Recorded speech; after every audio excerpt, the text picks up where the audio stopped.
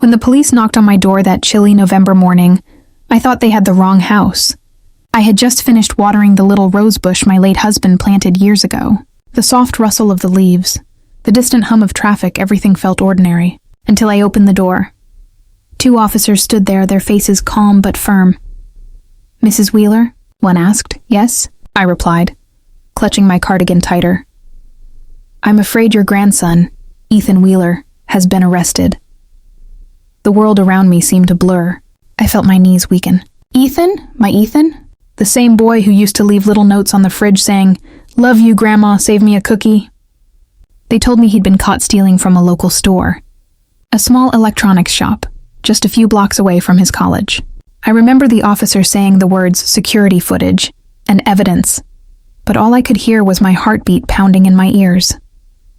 When they left, I sat down at the kitchen table, staring at the fading photograph of Ethan on my refrigerator. He was only 22, smart, kind, and gentle. He used to volunteer at the animal shelter during his high school summers. What could possibly drive him to theft? I couldn't rest. I drove straight to the station, my hands trembling on the steering wheel. The city lights looked cold and distant, like they were watching me with silent judgment. When I saw Ethan sitting behind that glass wall, his eyes red, his hair messy, his shoulders slumped, I broke. "Ethan," I whispered when the officer let me into the room. He didn't look up at first, but when he did, I saw something I hadn't seen in him before. Not guilt, not arrogance, but deep, aching shame.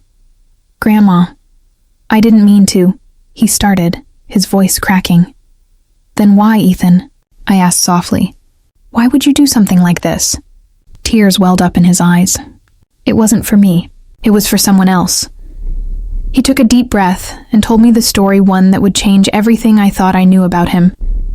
He said there was a girl, Lily, his classmate. She'd been struggling to pay for her textbooks and medical bills for her little brother, who had leukemia. Ethan said she'd been trying to hide it, but he'd noticed. Her shoes were worn, her lunchbox was always empty, so he tried to help. He took extra shifts at the diner, sold his old gaming console, even skipped meals. But the bills kept piling up. Then one night, he saw her crying outside the dorms. Her brother's treatment had been delayed again because of payment issues, and that's when Ethan made the worst decision of his life. He stole a few electronic gadgets, small items worth enough to resell for quick cash. He didn't think about the consequences. He only thought about her. When he finished telling me everything, I couldn't speak. My heart ached not from disappointment, but from the unbearable weight of love and sorrow. "You shouldn't have done that," I said quietly. "But I understand." He looked up, his voice trembling. "Grandma, I'm sorry. I didn't want you to know. I didn't want you to see me like this." I reached across the table and took his hand through the glass barrier. "No matter what happens, Ethan, I will never stop seeing the good in you." Outside, as I left the station, the air felt colder than before. But somewhere deep inside, I felt something else, a resolve. I couldn't let this be the end of his story. Little did I know, the truth behind that theft was even more heartbreaking than he realized. The next morning, I woke up with a heaviness in my chest that words couldn't describe. The sound of the clock ticking on the wall felt louder than usual. I sat at the table with Ethan's favorite mug in front of me, untouched coffee growing cold. The thought of my grandson, my sweet boy behind bars, broke something inside me. I couldn't just sit there. I called a lawyer, one my late husband had once trusted for a property issue. Mr. Garvey was kind and calm, his voice steady as he assured me he'd look into Ethan's case right away. "We'll get him out on bail," he said, "and then we'll find out what really happened." Hours later, when Ethan was finally released, I drove him home. The silence in the car was thick, heavy with guilt and exhaustion. He kept looking out the window, avoiding my eyes. When we arrived, I warmed up some soup, and he just sat there quietly, staring at his spoon. Finally, he whispered, "I ruined everything, Grandma." I looked at him, my heart aching. "You made a mistake," I said softly, "but you're not ruined. People who care too deeply sometimes lose themselves in the wrong choices." He looked up, eyes filled with tears. "I just wanted to help her. I couldn't stand seeing her in pain." I sighed. brushing my thumb over his knuckles. That's what makes you who you are, Ethan. But love and compassion don't excuse what's wrong. You have to face it, take responsibility, and learn from it. He nodded, but I could see he was still carrying something unspoken. Later that night, when I went to check on him, I found him sitting on the porch, staring into the darkness. The air was cool, carrying the faint scent of rain. "You're still thinking about her, aren't you?" I asked. He nodded slowly. "She doesn't even know what I did for her." "I didn't tell her." I hesitated. "Maybe you should." A week later, the court date arrived. The store owner, a stern-looking man named Mr. Price, was present. I'd expected anger, maybe bitterness, but as the lawyer spoke, something shifted in the room. Ethan stood up and admitted everything. No excuses, no attempts to justify it. Just quiet, trembling honesty. "I did it," he said. "It was wrong. I was desperate to help someone, but I went about it the wrong way. I'm sorry." Mr. Price listened in silence. When Ethan finished, he didn't speak for a long time. Then he sighed deeply. "You remind me of my own son," he said quietly.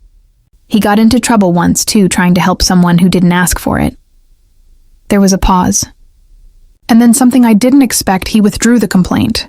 "Let the boy start over," he said. Tears filled my eyes. I didn't know whether to cry or thank him first. Ethan broke down right there in the courtroom, and when the judge dismissed the case with a warning and community service, I felt like I could finally breathe again. But the story didn't end there. After the hearing, Ethan insisted on visiting Lily. I drove him to her small apartment near campus. She opened the door looking pale, thin, her eyes tired but kind.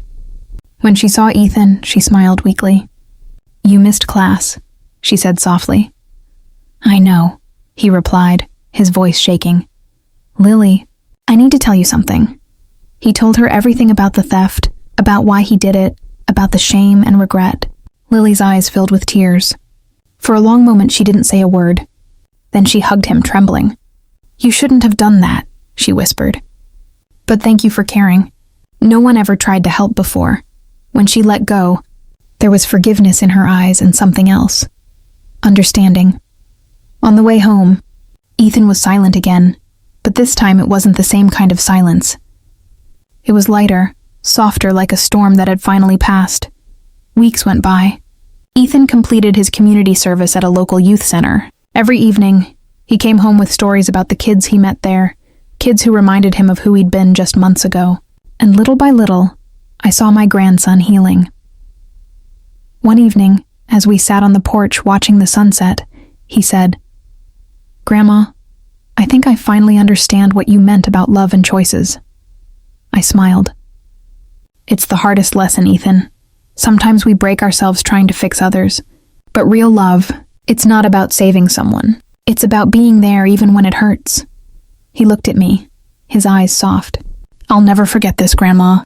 I promise." I reached over and squeezed his hand. "Just remember, your heart is your greatest strength, but it can also lead you astray. Learn to guide it with wisdom." He nodded, and for the first time in months, I saw peace in his expression. Sometimes I still think about that night, the knock on the door, the fear, the tears. But now, when I look at Ethan, I see something beautiful. Growth, redemption, and the quiet power of second chances. If there's one thing I've learned from it all, it's this. Even the people we love most can lose their way. But if we meet their mistakes with understanding instead of judgment, we don't just save them, we heal something inside ourselves too. Because sometimes, the worst moments aren't meant to break us.